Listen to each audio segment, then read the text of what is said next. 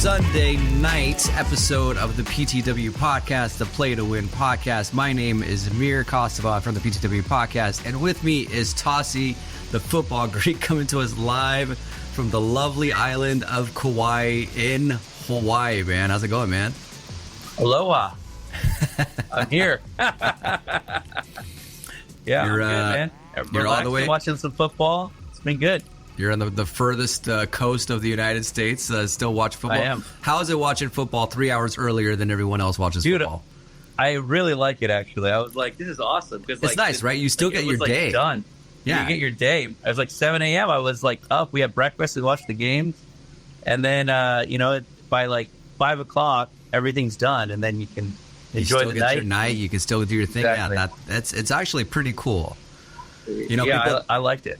Yeah, like, for example, like the NFL is going to London next week, and it's like, 6:30 a.m. start. I'm like, I personally don't mind it because, like, you get the football out of the way, and then you have the rest of the day to kind of do whatever you want. Wake up, it's like Christmas morning. Pretty good, man. So enjoy Hawaii. Not jealous at all whatsoever. Thank you, bro. Appreciate it. This was the week. This was the Sunday where I felt like. And we'll kind of get into the stuff that we were right about and the stuff that we were wrong about. But this was the Sunday where I felt like things started to balance out back to what we had expected at the beginning of the season. The teams that we had expected to kind of make some noise, to kind of to show dominance, if you will, or to be the upper echelon teams, started to show up this week and act as if they were there. And the first team that comes to mind, and we'll talk about this right now, is the Sunday night team of the Ravens pretty much manhandling the Bills on Sunday Night Football. So in a season where the Ravens got a bad break in week 1, lose by a toe, and then the fluke loss, against the Raiders. Yep. Now they got back-to-back wins. Back-to-back convincing wins, right? Yep. Beating the Cowboys in Dallas, and now beating the Bills at home in Baltimore. This is the Ravens team that I think everyone was expecting to show up. Yeah. They were good throughout the season. They caught a bad break in week 2. This is a team that very easily could be 3-1, maybe should be 3-1. Instead, it's 2-2. But hands Buffalo their first loss of the season.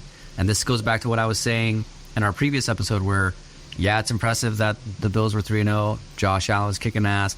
But it was a question of they didn't really beat any good teams. They played an Arizona Cardinals team that showed up in the first half, but then, went back to what we expected the Arizona Cardinals in the second half. They beat a pretty bad Miami Dolphins team, I'm not ashamed to say that, and a really bad Jacksonville Jaguars team. Yeah. Right? This is the first real test that Buffalo had. And they lay an egg against Baltimore. Oh yeah, Josh Allen it was bad, man. If people had him in fantasy, even worse. Mm-hmm. He had a terrible game. So Baltimore came out. Their defense looked aggressive. They were blitzing and they were making them look foolish. They tried this stupid trick play. Josh Allen ended up getting sack fumbled, and they got the turnover there, and then. That was pretty much the end of any type of competition of this game. That was like the end of it right there. So that was probably the biggest play in the game. Because if they would have came down and scored, they would have made it I think they were only up like 11 or something like that at the point. Right. I think it was so they would have got a touchdown there. They would have been down only 4 points. So it was still a game. But then that sack strip fumble pretty much ended it. So yeah. I think from a vibe perspective, and I'm very much a vibe type person, right? Like I don't really look at, stats impress me a little bit, but not so much. I kind of look at the vibe of a whole game and just kind of see where's the momentum going, who's playing with more moxie, who's got more to lose. And it seemed to me, and I'll be honest, I didn't watch the full 60 minutes of the game, but what I did see was it seemed like it was pretty one-sided. It seemed like the Ravens never let their foot off the gas. Even if Buffalo was coming back and they were keeping it kind of close, it never seemed like the game was out of reach for the Ravens. No, they they control it for the first play, right? Their first running play, Derrick Henry, 87-yard touchdown. What a pickup. Amazing. Man. And then, we talked about it, man. That was going to make him so dangerous, having Derrick Henry and Lamar in the backfield. It's like crazy. And, Lamar kept it on a couple. Derrick Henry had a couple of TDs and should have had a third one, but he fumbled, brutal fumble at the goal line. And it cost him not only the touchdown, but his 200-yard game. So, that really hurts in fantasy because there's a lot of bonuses for 200 yards and then for a touchdown. He literally got 11 more points or something like that. At that point, for some people. So yeah, it was a it worked out for the Ravens because they fell on it and they got the touchdown anyways. But it wasn't a Derrick Henry. Yeah, it wasn't a Derrick Henry. But it was a little brutal for Derrick Henry, fantasy owners for sure. But they probably have no complaints. 199 yards, 2 touchdowns. He had over 200 total yards with the passing, and he had he got a pass catch TD. So, that was a little unlikely for him, but, he looks great, man. He's awesome. He's back to his form, and you got him in fantasy. You're loving it right now. So, all good for Baltimore Ravens, Lamar Jackson, Derrick Henry, and the defense looking back to form. Absolutely. The Ravens next week travel to Cincinnati to play the Bengals. Yeah. The Bills next week travel to the Texans. Travels with Houston to play the Texans. Yeah. Both games now were. Oh, I think we just lost Tossie for a second there, but I'll continue. Both games where. I'm not saying both games. You're back. Welcome back. We're doing this live. It's all good. We're keeping it in the episode. This is what happens when you're working off of a hotel internet in Kauai, man. They're like, wait, you're using too much bandwidth. We're kicking you off. We don't know what you're doing. Island internet, bro. We don't know what you're streaming. We're not down with it. We're kicking you off. We don't know what you're uploading. Oh yeah. But those are both games that I think are going to be more competitive than they would have been the week before.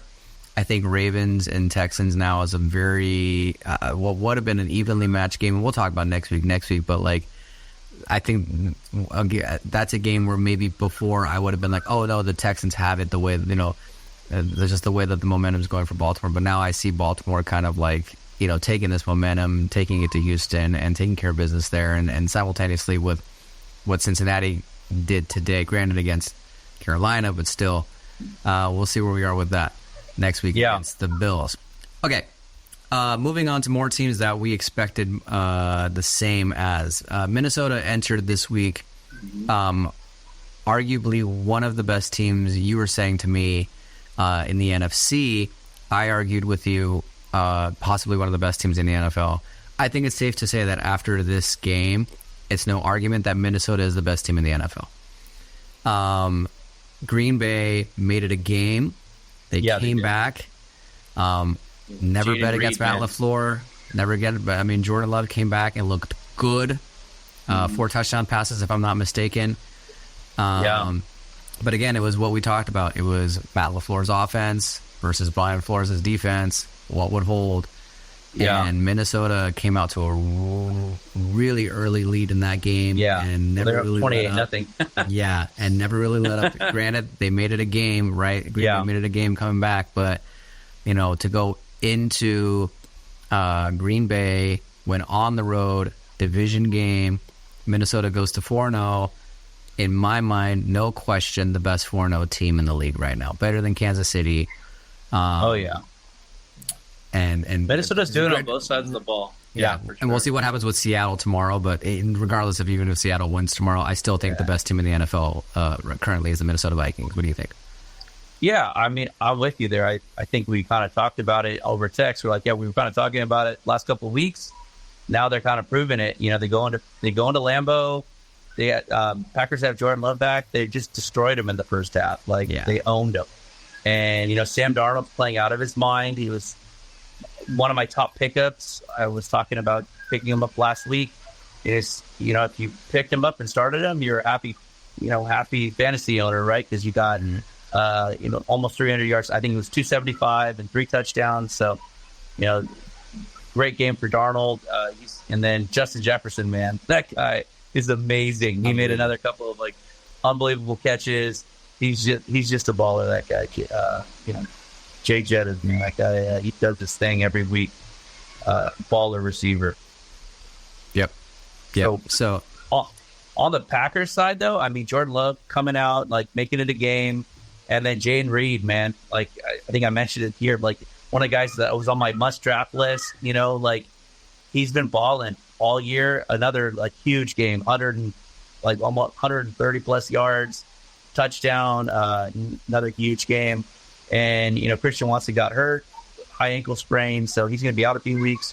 So Jayden Reed's locked down as number one receiver in Green Bay. So if you picked him in fantasy, you're really happy, especially because you got him 10th or 11th round. So something that we're going to try out for the first time this week, and I think it's fun. Yeah. We can continue it with our following episodes, is reviewing what we had predicted going into the week. Tassi and I covered every single game in our previous podcast episode. If you haven't checked it out, make sure to check it out. And friendly reminder that if you haven't subscribed yet, make sure to like and subscribe to the PTW Podcast. We put out 2 episodes every week throughout the entire NFL season, playoffs included. And if you're listening to us on Apple Podcasts or Spotify, first off, thank you so much for listening to us. Make sure to leave however many stars you want, but 5 stars would be fantastic. As we grow, as we grow this venture that we're doing. But what I want to do is talk about what we got right going into week 4 and what we got wrong. And granted, there's still 2 games to play. Tomorrow we'll talk about those games at the end of the episode. But so far, after this Sunday slew of games, what did we get right and what did we get wrong? I think one thing is safe to say that we got right is we had talked about how the Niners-Patriots game was going to be this lopsided affair. Lo and behold, lopsided affair. I, going into this game, did not expect it to be close at all. Jacoby Brissett, listen, he used to play for the Dolphins, and I have nothing but appreciation for that player. But his time has come and gone. You know, the Niners D was all Niners over defense. him. And 6 sacks. Yeah. Bosa finally showed up. He had a couple sacks, had the sack strip fumble at the end, recovered his own fumble sack and fumble of Brissett and recovered it on his own. And then Fred Warner, man, DPOY. That guy is balling. He is balling this year. He's making play after play. Even the games they lost against Minnesota, he kept them in the game single-handedly. Yeah. And then, today with that pick and then, going all the way. And then he had another huge stop on 4th down, like tackle. So, he's Fred Warner. Yep. Tassi got disconnected again, but Fred Warner, absolutely amazing defensive play today for the Niners against the Patriots. And Niners moved to 2-2. Most likely should not have lost the game against the Rams last week. But this is the NFL division games. It kind of is what it is. Niners get right, move on to 2-2. Another thing that I think that we got right is the Buccaneers-Eagles game. And once Tassi gets back online, we'll talk about that. But the Buccaneers-Eagles game, Tassi had talked about how he didn't really have confidence in the Eagles, in Jalen Hurts' ability to continue the trajectory that, of a winning trajectory, if you will. And instead, that Baker Mayfield and the Bucs would come back, and my goodness, did they. 33-16 win against the Eagles at home in Tampa Bay. Very lopsided affair, and made it, a statement, man. The Bucs go to 3-1. The Eagles go to 2-2. I've moved on, by the way, Toss. We're talking about the Bucs and Eagles as another thing that we got right. Just talking about how Baker, showed up and showed out, and Jalen, much to what you were saying before, just isn't the player that he used to be, right? No, he's not. We told you, man. We said it. We gave you the video. We got the evidence. We said that nobody believed us. Buccaneers were going to win this game, and they did it handily. And so, we can definitely pat ourselves on the back for calling that one. And, Baker, the real Baker came back, right? Like, stepped back up. So, had a couple of touchdowns. He got off to a big lead, and then they never relented. And Bucky Irving, he is the guy that you want in Tampa Bay's backfield now. He's started to step up slowly. He had more fantasy points today than Rachaad White. So that's the guy right now. So I would want. So Another game, by the way. I'm drinking a beer, just letting you know. Just want to put that out there. If you see me taking swigs, this is my nourishment for the night. Not sponsored. Beautiful. But after a long week and a longer weekend, very much needed. Okay. Another game that we were right about. You called this one, by the way, Bears-Rams. Yeah. I mean, you didn't Another think one. the Rams were anything to write home about after their win last week. Nope. Fluky win, They weren't. probably. They got lucky. And Very Chicago fluky. takes care of business in Chicago. Yeah. I mean, Rams got off to a little early lead, but like I said, Chicago's defense all over Stafford. He was getting destroyed, and he had a couple of picks. One of them was called back, I think, because the guy stepped out of bounds. But they owned Rams. Got owned, by the Bears defense. Caleb Williams, though, man, he played better. He's showing up. It's Rams taking secondary. time. Not everyone can be C.J. Stroud, and not everyone can apparently be Jaden Daniels. Yeah. It's like, Jaden Daniels is the guy, man. He's the real freaking deal right now. But yeah, let's see if that carries on to October. Last game that we were right about, I said there was no question that the Chiefs would win against the Chargers, and the Chiefs pull it out against the Chargers. Of course. And without, of course they did. Without the help of the refs. And you know what? Chargers get out to an early 10-0 lead. They get out to an early 10-0 lead. But then the flag started flying, bro. The flag started flying. What happened is that Justin Herbert is hurt, and he just couldn't. Yeah. That the game was pretty much on his back, and I kind of felt for him. Like he was really trying. He was trying to run and gun, and it just wasn't happening. Yeah. And he saw Mahomes magic happen. Yeah. But the Chiefs most likely, we don't know. We'll find out tomorrow. Might lose Rashid Rice for the season. Looks like an ACL injury. Torn ACL. Mm-hmm. Yeah. And so that and it was Mahomes that got him too. On that he stripped the guy after the interception. Mahomes kind of like ducks in, trying to make that like a closed eyes tackle, and just nails Rice right in the knee, and that's all she wrote for Rice for this year. Stuff like that is so unfortunate. Yeah. But the Chiefs take care of business. They move on just to 4-0. Key divisional win at the Chargers. Wasn't pretty, 17-10, but it is what it is. Chiefs move on to 4-0. Yeah. Along with the Vikings, the only two 4-0 teams at the moment. Let's see what happens with Seattle tomorrow. Let's talk about the stuff that we got wrong. And you know what, man? This was an interesting week. So we had talked about, first off, I was like, hey, wouldn't it be cool if the Panthers won and took the Bengals to 0-4? You said that wasn't going to happen. I was like, you know what? I think it might happen. And, reality came crashing back down to the Panthers. 34-24 loss to the Bengals. Bengals got their first win of the season. Finally, they looked like the Cincinnati Bengals of old. Granted, playing a pretty bad Panthers team with or without Andy Dalton. But Bengals take care of business. Yeah, it's the Panthers. The game though that I think surprised the hell out of us. We thought was going to be a more even game. Was we spoke about Jaden Daniels for a second there. The Commanders and the Cardinals. We thought the Cardinals would have made this more of a game. We thought that it being at Arizona, it might go the Cardinals' way, but the Commanders, man, what a job they're doing over there. Bob Myers is doing, Jaden Daniels is doing, Bob Myers. Bob Myers from the Warriors, hired to help run their organization. There you go, man. He's bringing the magic from the Warriors. From basketball to football. I don't know the number, but at one point, and I don't know if it continued because I didn't see the whole game, but at one point, it had been 16 drives that the Commanders had done without punting the ball. 16 drives, 16 scoring drives in a row.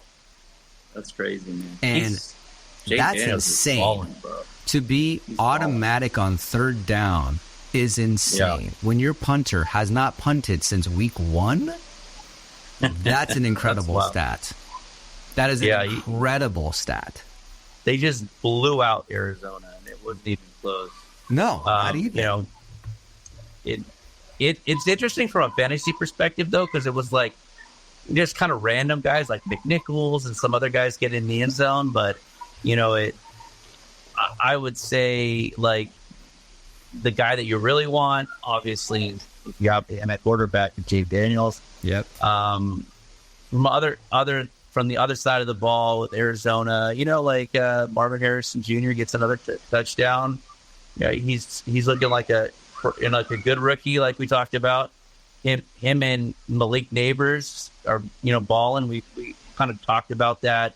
At the beginning, like, who's going to be better? And it looks like both of them are really playing well. Yeah.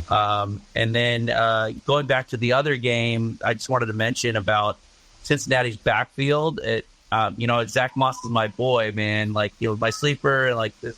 So I thought I was going to ride with, into top 10 status. But Chase Brown is a thing now, man. He all of a sudden he scored 2 touchdowns today. He got a goal line, a 1-yard touchdown. And he got like a 4-yard touchdown, like on a third, like 2 running, within the 5. So two rushing touchdowns. That was kind of brutal if you're Zach Moss owner. So we'll see how that plays out moving forward. But he didn't really get much play last week, and then all of a sudden this week, he got like almost even split with him. So yeah. We'll see. Maybe because the game script was different since he was up this game and they were big, so they didn't need him as much. So I don't know. It was weird. You think it'd be the opposite. You think Zach Moss would just get a ton of carries, but it wasn't like that. So it's something interesting to watch. I think the other surprise is Colts and Steelers. Colts get out to a 21-3 lead at halftime. Steelers come back and make it a game, but Anthony Richardson goes down with a hip injury. He did. And then Flacco. And then Wacko for Flacco. Flacco. I mean, you mean to tell me the Miami Dolphins could have had Joe Flacco as their backup quarterback? Could have. I thought he retired. I thought he had like that season in Cleveland, and then like done. Yeah. And then done. Nope. I thought like he was like, okay, I'd like ride into the sunset. No, so now he's going to start winning for Indy, right? Now he's going to start winning for Indianapolis. Unbelievable. Yeah, that was a surprising game. It was really weird. Like, Indy built a big lead, and then, Justin Fields played pretty good and, almost got them to win the game. And if it wasn't for, like, I think there was something, it was either like a botched snap that happened at the end of the game there, and they may have won. Pittsburgh may have come back and won. I know they were favored by 1, but it was a surprising game because of how it started, for sure. Yeah. But Pittsburgh D, like, they didn't play well at first, but then they started to really pick it up and played better, and kept the game close. Fields almost brought them back, but it fell short. But they get their first loss. You had projected that at the time of this recording, the New York Jets would be 3-1. And they unbelievable, this close to being 3-1. Freaking kicker, bro. Got kicker problems. Yeah, they do. Zerline, man. The guy's usually like automatic like that. Well, the weather in New York, to be fair, the weather in New York was choppy because Denver missed a kick as well. Yeah, he did. So he missed the drive before Denver was trying to make it a 13-9 game. Denver misses the kick, gives New York really good field position. Really good, yeah. And made me go, like, why did you do that? You could have just, punted it, taken them back to, like, behind the 10. There was still about 2 minutes left, so, I mean, I agree. They did exactly what the Niners tried to do last week, and they ended up losing because of it, because Moody missed the field goal. Yeah. But then, this week, they got lucky because dude missed the field goal, right? So both of them missed the field goal. So but I have some. Go ahead. No, go. I have a final statement. Go ahead. Yeah. So one thing that was annoying, and I was sitting next to a Jets fan watching the game here at the bar here at the hotel, and he was like, "Oh, they're gonna lose." And I was like, "No, they're gonna win." As soon as they got the ball back, and I was like, "Oh, yeah." The Aaron Rodgers has done this so many times in his career, but they decided to kind of like throw the ball like on a third down and like. I don't know. I feel like they should have been running the ball a little bit more there. They had a lot of time left, and they were kind of like forcing it. And Rodgers got like almost like taken out at the end of that. Yeah, I just thought the play calling was pretty bad at the end of the game there, and they could have got closer to get an easier field goal shot, but they didn't, and he missed it. So, and that guy was like, Yeah, what I was going to upset. say to the Jets fans out there, this is not me being a hater. This is just me being a realist. Like, if you have illusions of grandeur that your team is going to do something this year, you handle teams like the Denver Broncos. Yeah. I don't have illusions of grandeur this year. If my team is losing the way that they're losing to the teams that they're losing, I know full well that I'm in for a long season, right? So, you know, you shouldn't be losing to the Denver Broncos at home and scoring only 9 points with the offensive weapons that you have, right? And like saying, the kicker missed it because of weather. Yeah. You shouldn't have been in that position to begin with. Yeah. Like, what happened to really Brees Hall? shouldn't. What happened to Garrett Wilson? I mean, You really shouldn't have been in that position to begin with. Players, bro. Like, really? These guys are like top picks in fantasy football. Like, and they're not doing crap. It comes down to coaching, dude. Yeah. Look at what the hell solid. Yeah. but look at what the hell Cliff Kingsbury is doing in Washington, man. Yeah, for OC wise, he's just for as an OC. Like, okay, he's not head coach material. Fine. No. Wow. Yeah, what is he doing in Washington right now, right? Yeah, so like tearing it up. It matters. It absolutely matters, right? For sure. That's all I have as far as games that surprised me. Do you have any that surprised you? I mean, out of the rest, Texans beating the Jaguars, that wasn't a surprise. Yeah, I mean, it was kind of surprising how close it was. Yeah, Jaguars were winning that game the whole way, and then you know, Texas, C.J. Stroud came out, and he did his thing at the end there and led the game-winning drive. So that was awesome to see. Helps his MVP case that we kind of like. That's what I called in the beginning. So he's, I think Josh Allen was the front runner for MVP up until now. Until today, he got destroyed by Baltimore. So that kind of brings him down a little bit. And then C.J. Stroud with that, comeback win that helps him a little bit. I mean, even though they had a stinker against Minnesota, but man, Minnesota though, if you think about it, I mean, they destroyed the Texans, and then the Texans didn't really have that great a game against Jacksonville. So are the Texans as good as we thought they are? I think it's kind of something to ask ourselves. We'll see. Forward. We'll see next week when they play the Bills. That's a really interesting game, right? So we'll see. They're hosting the Bills next week, 3-1 versus 3-1. Yep. Who's going to break, right? Yeah. If the Texans take care of business against the Bills, I'm ready to jump on that bandwagon and be like, okay, cool. Yeah. They are top 5 AFC team. Yes. I'm not ready to say that yet. I'm not ready to say that yet. I'm with you. But very close. Okay, let's just breeze over these Monday night games real quick because we talked about them already. But we'll finish with the Dolphins one because I can just talk at length about that one. Seahawks at Lions. 3-0 Seahawks go into Detroit 2-1. Yeah. Who are you picking for this game? Detroit. Yeah. I like Detroit. I think Seattle really hasn't played anybody tough, and they almost lost like a couple of their games. They are playing really good defense. They have Baltimore's OC as their head coach, or DC. He came over to be the head coach, and he's been doing a great job with their defense. And, Geno Smith's been playing well. Him and DK and Tyler Lockett and those guys. And they are getting Kenneth Walker back, so that should help them on the offensive side of the ball.